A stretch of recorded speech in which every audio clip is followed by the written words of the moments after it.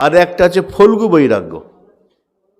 ফল্গু নদী গয়াতে আছে না, ফল্গু নদী, বালি, কোথাও জল নেই, ধুধু করছে বালি, বালিটা খোঁড়ো, ভিতরে জল আছে, ভিতরে জল আছে।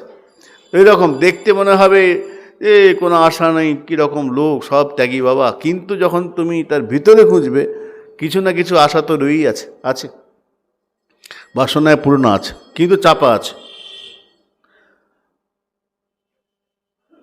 তো শ্মশান বৈরাগ্য, তারপরে এখানে বললেন মর্কট বৈরাগ্য, যুক্তবেদ, এর বৈরাগ্যের ভাগ আছে। মহাপ্রভু বললেন মর্কট বৈরাগ্য না করো লোক দেখাইয়া, যথাযোগ্য বিষয় ভুঞ্জ অনাসক্ত হইয়া, অন্তরে নিষ্ঠা রাখো, বাহ্যে লোক ব্যবহার। তোমার যদি বৈরাগ্য এসেই থাকে, অন্তরে রাখো, বাইরে প্রকাশ করো না। অন্তরে নিষ্ঠা রাখো, বাহ্যে লোক ব্যবহার, লোককে বুঝতে দিও না তোমার ভিতরে কি অনুভব চলছে। তোমার ভজন ভিতরে রাখো, অন্তরে রাখো। ঠাকুর নরোত্তম সেই কথারে প্রতিধ্বনি করে উঠলেন প্রেম ভক্তি চন্দ্রিকাতে। সেখানে বললেন রাখো প্রেম হৃদয়ে ভরিয়া। তোমার প্রেম যদি হয় ভগবৎ চরণে, সেটাকে ভিতরে রাখো, বাইরে প্রকাশ করো না। রাখো প্রেম হৃদয়ে ভরিয়া। ভক্তমাল গ্রন্থে একটা দৃষ্টান্ত দিচ্ছেন যে এক রাজা অত্যন্ত ভক্তিমান, এই রানী অত্যন্ত ভক্তিমতী। রাজা ঠাকুরকে প্রণাম করে, কিন্তু ভক্তির প্রকাশ বাইরে নেই। ঠাকুরকে প্রণাম করতে করলো, প্রসাদ নিল। রানীমার খুব ভক্তি। রানীমা সকাল সকাল উঠে স্নান টান করে নিত্য কর্ম, ঠাকুর মন্দির মোছা, ঠাকুরের সেবা কাজ করেন। রাজা এর প্রণাম করলো, রাজকাজে চলে যান।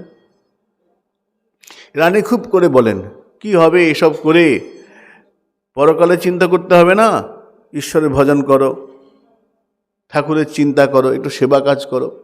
রাজা বলেন তুমি করছো তাহলেই হবে, আমার আর কি, তুমি করো। রাজা বাধা দেন না, কিন্তু খুব বেশি আগ্রহ প্রকাশ করেন না।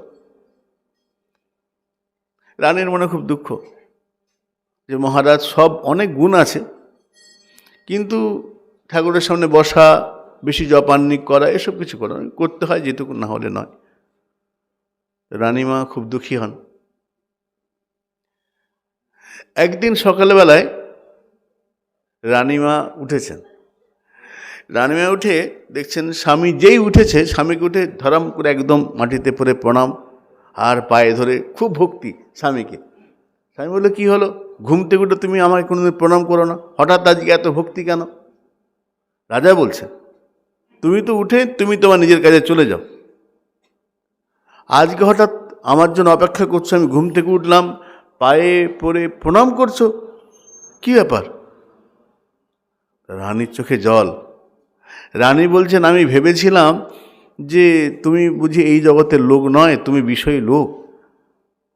কালকে রাত্রে আমি টের পেয়েছি। রাজাকে রানীমা বলছেন কি পেয়েছো? না আমি অন্যদিন তো ঘুমিয়ে পড়ি, কিন্তু কালকে দেখলাম যে যখন মাঝরাত্রি ঘুম ভেঙেছে, তখন দেখি তুমি খুব কি ঠাকুরের নাম করছো, চোখে জল। আমি দেখলাম তুমি শুয়ে শুয়ে কাঁদছো, তুমি ঠাকুরের কীর্তন করছো, আমি কোনোদিন এতদিন দেখিনি। কালকে রাত্রে জানলাম যে তুমি আমার থেকেও বেশি ভক্ত। তুমি প্রকাশ করো না, বাইরে তোমার প্রকাশ নেই। আমি তো যা করি বাইরে করি, তোমার যে ভজন একদম অত্যন্ত গোপনে, লোককে জানিয়ে নয়। আমি তোমার স্ত্রী, আমি তোমাকে চিনতে পারিনি, কালকে রাত্রে জানতে পেরেছি। রাজা বললে কি বললে, তুমি জেনে ফেলেছো কালকে রাত্রে সব? বললে হ্যাঁ আমি কাল জেনেছি। সর্বনাশ, যা সব গেল বলে রাজা স্থির হয়ে গেলেন। রাজার কথা বলে না। রাজা কী হলো, কথা বলো। রাজা এখন ধাক্কা দিয়েছে, রাজা পড়ে গেল, মানে রাজা মারাই গেছে। যেই শুনলো আমার যা কিছু ভজনের আচরণ রানী জেনে গেছে, বাইরে প্রকাশ হয়ে গেছে, মুহূর্তে মারা গেলেন, মারা গেলেন। তাই এখানে বলছেন রাখো প্রেম হৃদয়ে ভরিয়া। নরোত্তম দাস, তোমার ভজন যেন বাইরে বেশি প্রকাশ করতে যেও না, ভজনটা প্রকাশের বস্তু নয়। আপন ভজন কথা না কহিবে যথাতথা, আপনা আপনি হও সাবধান। মহাপ্রভু বলছেন